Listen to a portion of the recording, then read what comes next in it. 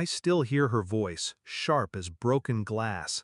Get out, and don't you ever come back. It was at my cousin's birthday, in front of a room full of relatives, laughter choking into silence. She didn't whisper it, she didn't pull me aside, she screamed it, with her wineglass trembling in her hand, as though I were a stranger who had stumbled into her house. I set my plate down and left without a word. I learned long ago, silence wounds deeper than shouting. But she thought she'd won.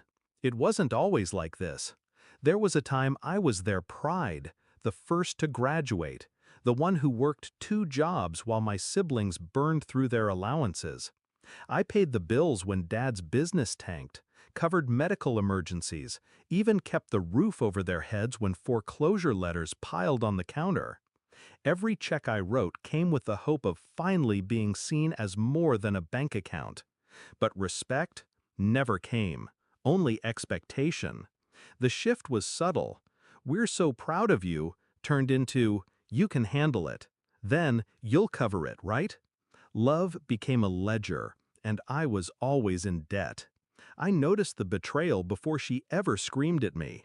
The little digs at family dinners. "You think you're better than us because you have money?" The way my siblings rolled their eyes when I mentioned work. The whispers I wasn't meant to hear. "She owes us. After all we sacrificed." Sacrificed? They had no idea how many nights I starved so I could wire money home. But I said nothing. I kept paying. I convinced myself loyalty mattered more than dignity. Until that night. Until she told me to get out in front of everyone. That was the moment the switch flipped. I stopped being their provider. I became their reckoning. The first step was quiet. I closed the joint account I had set up for them. No announcement, no warning, just a signature at the bank, a transfer, and their lifeline was gone. Then I redirected the mortgage autopay. 3 years I had been covering it. They never once asked how it got paid. They assumed money fell like rain.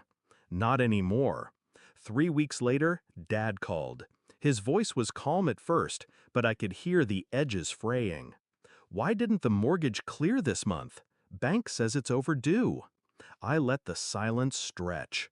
Then I said, "Because the person who paid it doesn't live there anymore. Remember?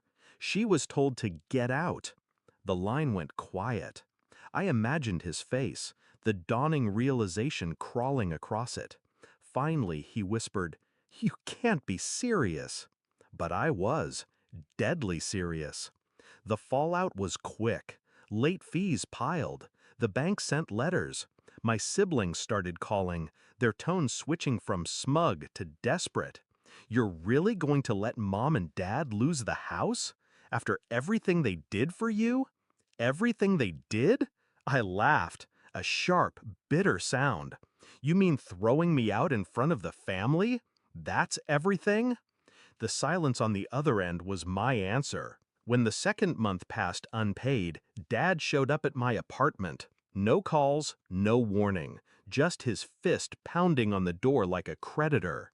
I opened, calm, composed. He looked smaller than I remembered, deflated, desperate. "Listen," he said, "your mother didn't mean it. She was upset. Family fights happen. But you can't just stop paying. We'll lose the house." I looked him dead in the eye.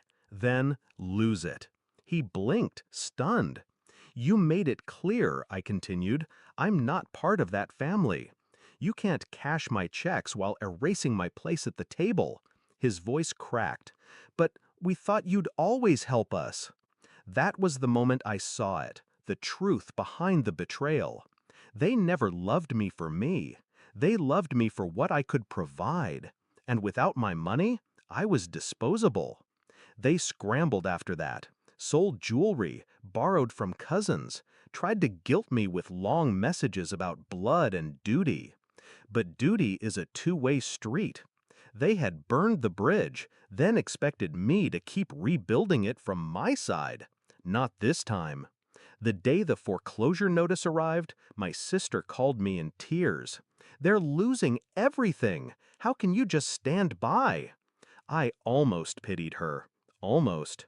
"You stood by when she told me to get out," I said. "Now I'm just returning the favor." And I hung up. The last time I saw them was at the courthouse steps. They looked hollow, beaten down by reality. My mother's eyes met mine, but there was no apology there, just anger. I smiled.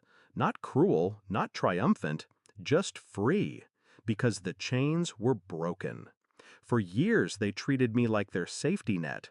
Now they were the ones falling, and I had finally learned how to walk away. I don't regret it, not a single step. Sometimes the cruelest thing you can do to those who exploit you isn't shouting or fighting or even leaving. It's nothing. Silence, withdrawal, absence, letting them feel the weight of a life without you. And that silence is what shut them down. Forever.